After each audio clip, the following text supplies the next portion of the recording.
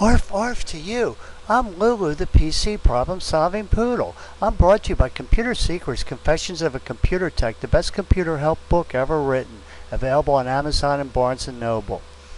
Now, if your notebook isn't giving you any sound or volume, try this. Look on the front, see if there's any type of volume knob. Sometimes, especially with older notebooks, there might be like a volume control. Put it halfway and see if you get sound.